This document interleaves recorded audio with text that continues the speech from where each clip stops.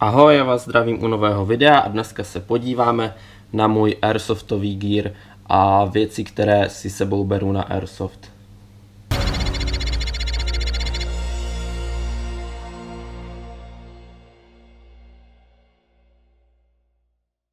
Tak ještě než s tím začneme, tak bych vás chtěl poprosit o jednu věc a to je to, jestli byste tenhle kanál mohli podpořit, protože už se hodně rychlým tempem za poslední dobu blížím k verifikování kanálu, tak bych vás chtěl poprosit, jestli bychom to ještě trošku uspíšili a ti, kteří se s vás dívají na tohle video a nemají odběr, tak pokud by ho dali, pokud máte odběr, tak jestli byste dali zvoneček, abyste měli upozornění u videí, určitě by mi to moc pomohlo, ale už se tímhle nebudeme zdržovat, nicméně budu rád, když to uděláte a půjdeme teda už na ty věci, které si sebou beru na airsoft.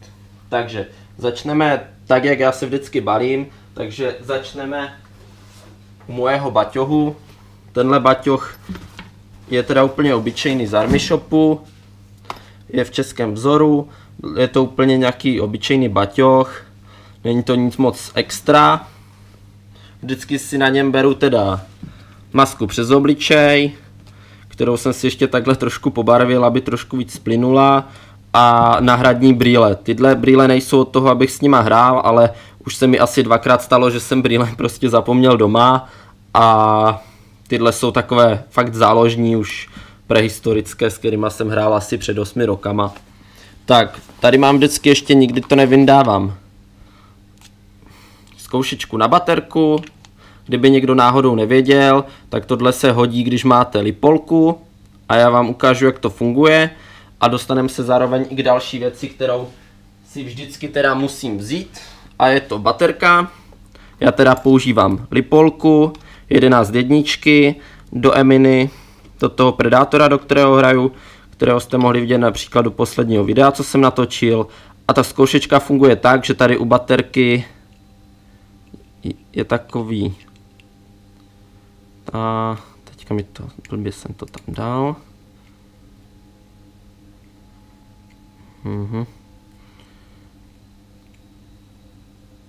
Taky ne. Jo, tady. A teďka nevím, jestli to půjde vidět, můžete si všimnout, že vám to ukáže 12,5, že je to nabitý, baterka 11 jednička, takže vím, že tam mám ještě fůru navíc. A když už se blížím k tomu, že už jsem třeba, nevím, 11,2, tak vím, že na mrtvoláku, když jsem mrtvej, že je nejvyšší čas vyměnit si baterku, protože tahle už za chvíli zdechne. Baterky si vždycky nosím dvě, jednu mám ještě trošku slabší, je to taky 11 jednička, teda 20C, ale není to 2200 mach, ale má, myslím, jenom 1600 nebo 1800. Že s tou 18 stovkou vždycky začínám, protože ona je jenom z 2 článků a tuhle mám potom jako záložní takový držáček, s kterým už většinou dohraju až do konce. Takže tohle bychom měli baťoh a baterku. Další věc, co si hnedka potom nabalím, jsou samozřejmě kuličky a plyn. Kuličky používám GAG 25. Teďka zrovna 25 nebyly, takže tady mám GAG 28, 0,28. Vždycky teda beru bílé, protože už jste se mě na to víckrát ptali. A černé jsou sice fajn, někdo říká, že kupuje černé, teda většinou začátečníci, že si koupili černé kuličky, aby nešlo vidět, odkud střílí, ale to je naprostá hovadina, toho si málo kdy někdo všimne, odkud to lítá, ale vy nevidíte, kde střílíte a fakt netrefíte absolutně nic. Takže vždycky bílé, to jsou teda GAG do mojí hlavní zbraně a do Glocku. Do Glocku teda používám 23 nebo 25, ty 28 už by byly trochu silné. A potom tady mám od Moravy 25 z důvodu, že jich mám kupu, vždycky to dostanou na narozeniny, na svátky a takhle od kámošů, od rodiny, takže používám i tyhle kuličky, ty teda nedávám do zbraně, protože nejsou vůbec tak kvalitní, ale dávám je teda do toho airsoftového granátu. Co teda k těm horším kuličkám a k tomu Glockovi, to je určitě plyn. Green gas, nepoužívám red gas, je to zbytečné, takže green gas, teďka momentálně používám tenhle a ten se mi fakt osvědčil. Píšou tam, že i vydrží nižší teploty a mělo by to i promazávat trošku tu zbraň. Takže tohle. plyn od prá. A když už jsem teda mluvil o tom granátu, tak je to ten Storm 360, na které vám tady můžu i v ičku vyhodit odkaz, na který jsem točil nedávno video, nebo si ho můžete najít to video ve videích, které jsem teďka nedávno vydal. Takže to je určitě další věc. Co si beru na Airsoft dál? Tak, tohle hodím pryč. Tak je teda ten samotný Glock. Na Glock jsem teďka taky nedávno točil video, takže pokud by vás zajímalo něco víc o tom Glockovi, tak si můžete najít video. Takovou rychlostí je to Glock 18C, odví, má dávky i jednotlivé, už je teda starší, jak si sami můžete všimnout, už má kolem 6-7 let, ani nevím pořádně, kdy jsem ho kupoval, takže něco tak. Takže to si taky můžete najít ve starších videích. A aby jsme se dostali k tomu, co hlavně beru, tak je to teda moje M4,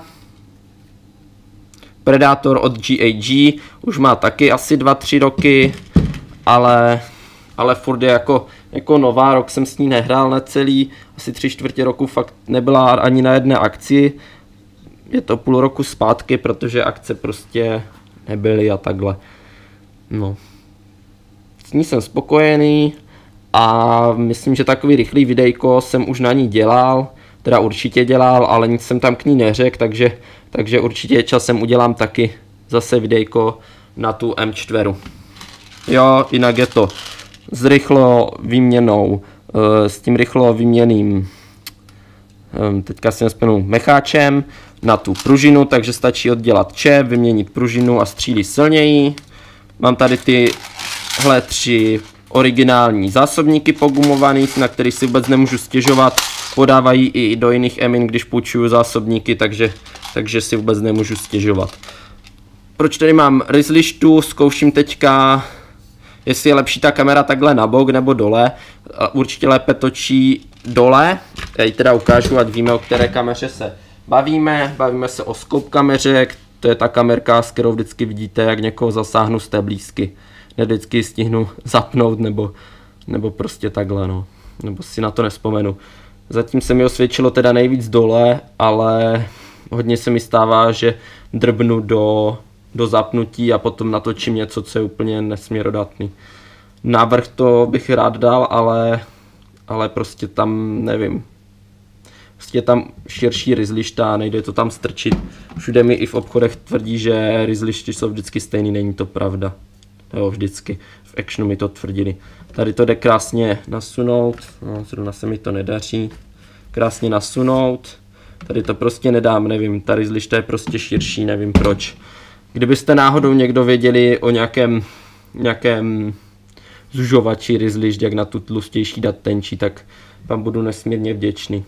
Tak, to je ta Emina, na kterou se teda můžete taky podívat u nějakého staršího videa, takže se tu nebudeme nějak moc zdržovat.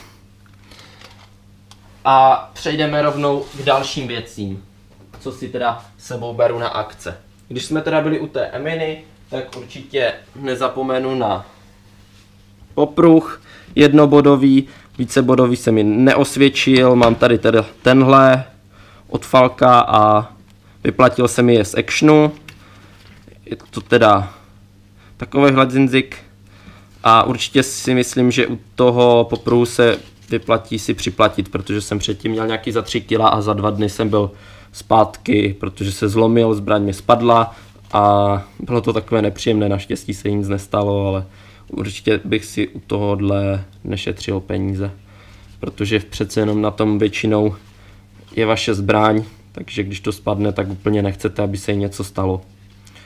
Tak, s ním jsem spokojený, používám ho na každý akci, nemám ji připevněnou furt tu zbraň, hlavně když jdem třeba nějaký další přesun, třeba kilák, tak ji mám jako pověšenou a když už vím, že už se střílí v pozadí, tak už si z toho sundám, ať s ním můžu pořádně manipulovat.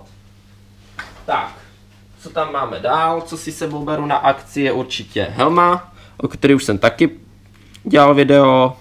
Tady vepředu mám to GoPro, takže tady vždycky vidíte, jak točím. Odkaz vám taky můžu dát do ička nahoru někde, tady by to mělo být.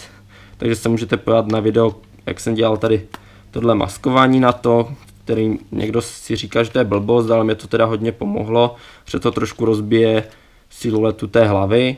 Tady mám teda GoPro připevněný, mám tady provlečený kabel s powerbankou,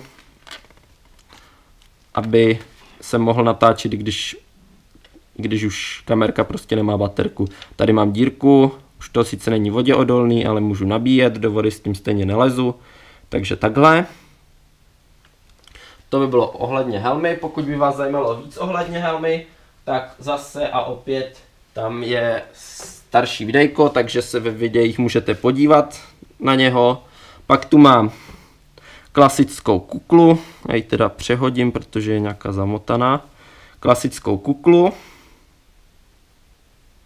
A jsem se do toho zamotal. No. Paráda. Tak, to je klasická kukla. Sakra, no. Teďka se mi to nepovede, prostě je to kukla. Je to z Moravy. Asi za 100 pade, nevím kolik stojí teďka. To mám na sobě, aby mi kuličky z nějakých silnějších zbraní, když tam ukáže nějaký blázen, tak aby mi to nezalezlo pod kůži. A trošku je i to určitě lepší, než je to tmavější a určitě se to líp ztratí v přírodě, než prostě bílá kůže, že? Která tam svítí přes celý les. Takže takhle, to je ohledně kukly. Pak tu mám rukavice. Rukavice, které jsem používal, jste viděli, to byly nějaké prostě obyčejný z Actionu nebo z Moravy, to už nevím. A teďka jsem si v Actionu nedávno nechal přivést do Ostravy Mechanixy, jsou to teda ty nejtenčí. Překvapila mě cena, protože jsem čekal, že Mechanixy, nikdy jsem to nesledoval, budou strašně drahé a tady ty nejtenčí fakt stály pár korun a ten rozdíl je úplně mega značný. Jsou teda úplně měkoučké, tenké, já jsem teda chtěl ty tenké, abych cítil, jak točím se zásobníkem, spoušť abych měl úplně jako citlivou v těch rukavicích, abych ji cítil. Jsem s nima fakt nesmírně spokojený, holt za tu cenu, kterou jsem fakt nečekal. Takže to by byly rukavice. A pak tu teda máme nosič plátů. Vy jste na mě mohli vidět teda krom nosiče plátů už trošičku víc věciček, ale jako nic mi nevyhovovalo. Měl jsem nějakou starou vestu, takovou úplně tu basic v českém vzoru, ale ta mi fakt zavazela, nešlo se v ní hýbat a tak podobně. Pak jsem měl ten opasek, ten bederní pás taktický, ten mi taky vůbec nevyhovoval, protože jsem běhal a už po 500-300 metrech nebyly vepředu ty sumky, ale jak jsem běžel, tak se prostě posunuli na bok a měl jsem je na boku. A teďka jsem si v Actionu nechal dovízt teda a koupil tuhle vestu, ten nosič plátu a jsem s tím nesmírně spokojený. Sumky jsem už nekupoval v tom stejném vzoru, ale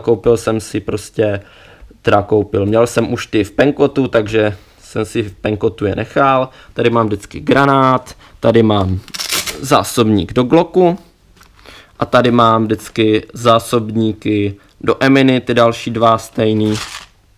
Drží tam parádně, když mám trošku strach, tak se dají samozřejmě i přichytit, aby nevypadly, takže takhle. Tady mám vytištěné z 3D tiskárny, to teda ohebný, není to tvrdý. Tak své jméno a tým, tady takový siluetu zbraně té mini. A tady mám teda brýle z Actionu, asi taky za 4 kg, tam se fakt vyplatí trošku si připlatit, protože přece jenom oči máme jedny. Takže tohle je ohledně toho nosiče plátů. Můžete si všimnout, že tady jsou dzinziky i z jedné, z druhé strany na nějaký ten camelback. Jo, vyhovuje mi z boku, že tady je takový, nevím jak se to teda jmenuje, tady tenhle systém z boku, protože fakt mi to nezavazí, když se chci prostě do boku otočit, jak u těch vest, co to tady mají celý spojený, anebo je to tam z takových těch tvrdých materiálů, takže takhle. Tam mi stála asi 800, takže úplně pohoda, jenom jsem si tu prostě přidělal ty sumky a další věci. Dá se tady super přidělat ještě pár věcí, což taky plánuju si tady dát potom nějaký věcičky na to. A tady mi taky vyhovuje, že ten sucháč, kde si můžu přidělávat nějaké věci, takže časem si ještě třeba překopu. Tady ze zadu je to taky samozřejmě ta mole vazba, takže tady si taky můžete přidělat různé věci, takže pohodička. Takže to by byla ten můj nosič plátů. A teda potom tady máme ještě maskáče, který používám, na který časem určitě natočím video, jenomže teďka je problém, že venku ještě není moc vegetace, takže tak, já to teda ještě takhle přehodím. A maskáč, který používám, jste si už určitě mohli všimnout, někteří z vás, a to je ten Pencot Green Zone, který si teda myslím, že je určitě nejlepší maskáč, s kterým jsem se setkal, minimálně teda v období, kdy je fakt zeleno. Teďka v tomhle období, co je teď, ještě není úplně, tam bych volil ten Pencot, teďka si Badlands, nebo jak se jmenuje, myslím Badlands, takový ten hnědší, jo, protože venku už začíná ta zelená, ale furt ještě to není úplně 100%. Na zimu, v zimě nehraju, takže tam to neřeším. A do budov bych určitě volil ten Pencot, ten černý, teďka nevím, jak se jmenuje. Myslím, ani nevím, jak se jmenuje teďka, no. Něco Rock, něco. Takže takhle. Ale ten mi určitě vyhovuje, ten Green Zone. Jo, určitě vám časem natočím video, jak maskuje prostě v lese. Ale až fakt bude zeleno, až ten Pencot bude mít největší smysl, až to bude nejvíc vidět, jak vlastně maskuje. Takže takhle. Tady na té bluze nemám nic moc, tady mám akorát nějaký kapesníky v rukávu a takhle, ale jinak tam nemám nic moc zajímavého, akorát tady mám z Rogue One, když jsem byl kdysi na NATO, tak jsem si tam koupil, tehdy vycházel Rogue One, tak jsem si koupil takový na suchý zips, no, nálepku. Takže takhle. Pak teda mám samozřejmě v tom stejném maskáči v Pencotu ještě gatě. Tady mám normálně na nich opasek, který mi nejvíc vyhovuje, někde mé z obchodu. Tady ten zacvakávací, vím, že ty vojenské jsou určitě lepší s těma dírkama, ale tak. Tady mám potom ještě na nohu normálně na Glocka sumku, s tím, že tady je ještě i na druhý zásobník, protože mám dva, tady dírka jako místo, takže tam si to dávám. Jinak je to trošku rozkousaný, protože když jsme měli ještě na čose jako psa, tak mi to rozkousal, takže tak, ale naštěstí to nemá zrovna tady u toho žádný vliv, protože tady jenom taková šňůrka, co nic není. Tak, takže takhle, mám tu potom vždycky ještě v kapse vestu z auta, jakože jsem mrtvý na těch větších akcích, na těch oficiálnějších, kde musíte mít vestu, aby všichni věděli, že jste mrtví, takže tam mám tohle. A to je asi všechno, doufám, že jsem na nic nezapomněl. Co sebou nosím, uvažuji, jestli jsem na něco nezapomněl, ale doufám, že ne. Jo, ještě jsem zapomněl vlastně na boty.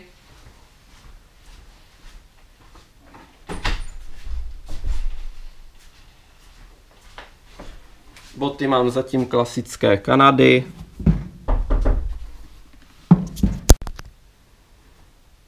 Se omlouvám, zase mi tu někdo musel vlízt, takže ještě jednou. To používám Kanady jako boty zatím, jinak uvažuji určitě o nějakých modernějších, ale už jsem si na to zvyk, určitě když byly nové, tak mě z toho bolely hodně nohy, protože oni jsou takové tvrdé, ale oni se z části rozchodí a z části samozřejmě si člověk zvykne, takže úplně pohoda. Dneska už jsem schopný v těch Kanadách ujít velkou vzdálenost, kdy v tom odehrát jednodenní soft, dvoudenní, takže úplně pohodička. Samozřejmě na těch vícedenních akcích, třeba na horách nebo takhle, tak si je sundám, když se jde spát nebo takhle. Ale jinak už v tom nemám problém chodit celý den, takže tak. Ale časem i tak uvažuji o nějakých modernějších botech, protože v CQBčku oni fakt dělají kraval tím, jak jsou tvrdé, takže to mi úplně nevyhovuje. Tak, teďka už doufám, že to je vážně všechno. A na závěr bych vám teda potom ještě ukázal, jak teda to vypadá, ty věci, co teďka nosí vám na sobě, na ty akce. Tak, se teda přesunem ven, já vám teda ukážu, jak vypadají ty věci, co mám na sobě, když je mám na sobě, a potom už teda se vracet nebudem. Já se teda rovnou s váma rozloučím a přesunem se ven. Takže jo, děkuju, že jste se dívali na dnešní video. Ještě jednou vás teda poprosím, jestli zanecháte subscribe, samozřejmě se zvonečkem, ať máte upozornění na nový videa, moc mi to pomůže. Budu rád, pokud zanecháte komentář, ať už napíšete, co bych mohl zlepšit, co se vám líbilo nebo nelíbilo. Budu určitě rád, pokud dáte like na toto video, hodně mi to pomůže, protože YouTube potom víc ty videa doporučuje, čím víc je tam komentářů a lajků. A já se na vás budu těšit zase za týden u nového videa a ještě nevypínejte teda video a podíváme se na to, jak ty maskáče na mě teda vypadají, když je mám. Tak jo, já už se teda s váma rozloučím a vidíme se venku.